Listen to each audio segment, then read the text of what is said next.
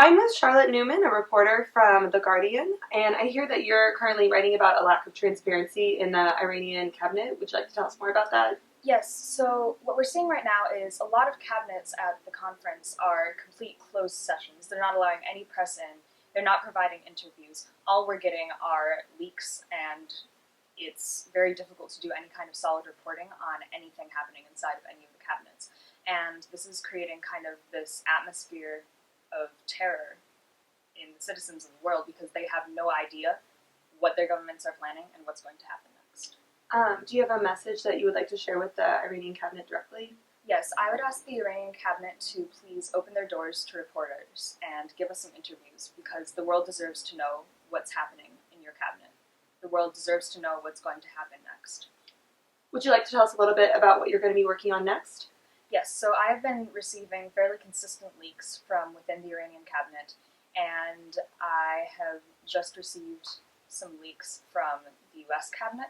So using these pieces of information, I'm going to try to kind of piece together what's happening in the world today and in the cabinets.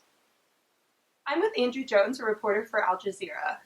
I know you're currently working on a paper about some issues with literacy and education in the CIMUN committee. Would you like to tell us a little bit more about that? Sure. So education is very important in the world. It's necessary to get a proper job, just pretty much be successful in life. So in Sochum, the delegates are discussing ways in which to provide a better education to underdeveloped countries.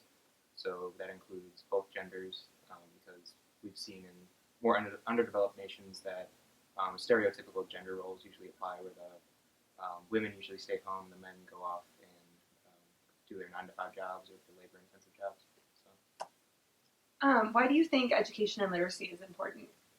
Well, like I said before, it's necessary in today's world. It's necessary to communicate with other people.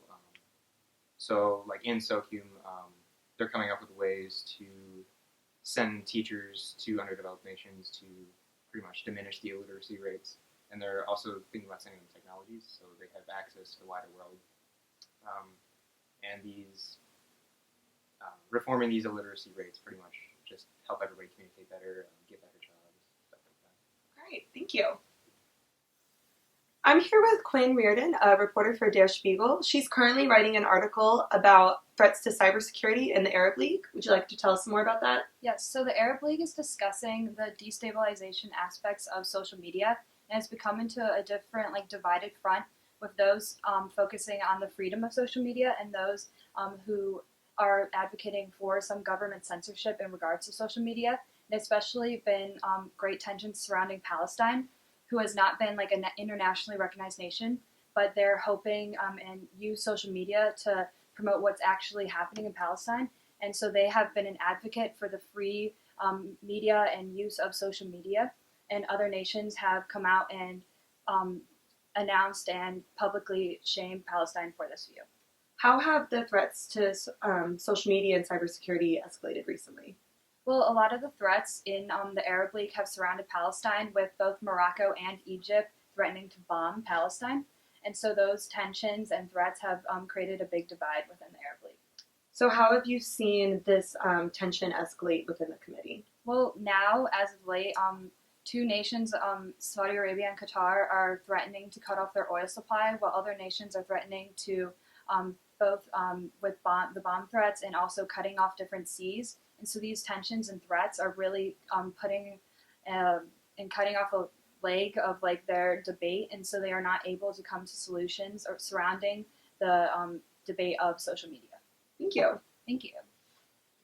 I'm here with AJ Jajarkar, a reporter from BuzzFeed. I know you're currently writing an article focusing on the Arab League. Can you tell us a little bit more about that? Yes, so basically what's happening in the Arab League is that there are several disputes over how to properly regulate social media within the Arab world. And as a result, 5 countries, Djibouti, Saudi Arabia, Qatar, Morocco, as well as Egypt, have threatened drastic measures in order to get their resolutions passed. For instance, Egypt and Morocco have threatened to close off the Mediterranean Sea to all foreign countries. The Morocco government has threatened to close off the Strait of Gibraltar, And Djibouti has threatened to close off the Red Sea, and both Qatar and Saudi Arabia are choosing to cut off all oil exports to the rest of the world. How do you see this playing out with the countries directly involved? I think that it honestly is a bad deal for the countries involved, particularly Saudi Arabia and Qatar admitted to me that a large percentage of their economy is dependent on oil exports. So I can't see how they're going to actually cut all of this out.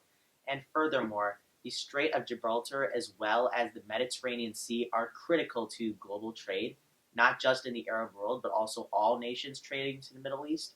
So that's going to prompt a lot of international controversy and a lot of backlash.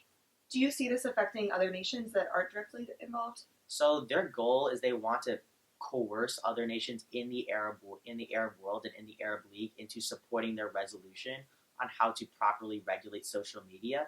I think that these countries will see through this flaw and recognize that the international community will eventually force these 5 countries to either give up their hold over waterways or to reestablish trade through oil because Qatar and Saudi Arabia will not be able to sustain their economy without oil exports. Thank you. Thank you very much.